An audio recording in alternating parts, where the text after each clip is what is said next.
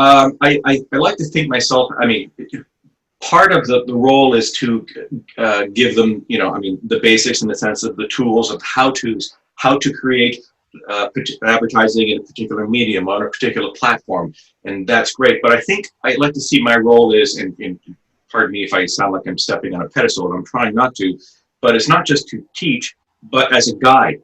I think there's some really important things to learn and to know. So rather than coming on from a perch where I say, you must learn this and you must do that, but it's more of like a guide along the way saying, I'm going to take you on a journey for 2 or 3 years. And along the way, we're going to point out some really cool things that I think you should, that would be really interesting.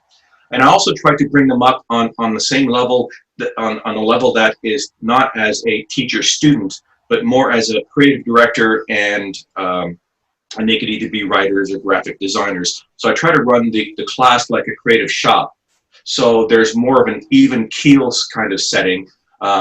So rather than I give them the final yes or no answers or anything like that, it's not up to me to give them the answers. It's up to them to find the answers, to find the solutions to the problems, which happen to be assignments, and it's up to them to then I try to teach them the skills to back up their answers or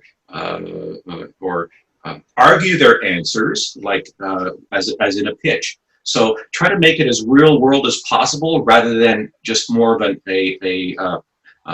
educational setting. And yes, it is post-secondary education, but we try to make the setting more as real world as possible, so that when they go out and they join the real world, it's not academia, then there's not much difference in from the setting that I try to put them in and the setting that they're going to be going into.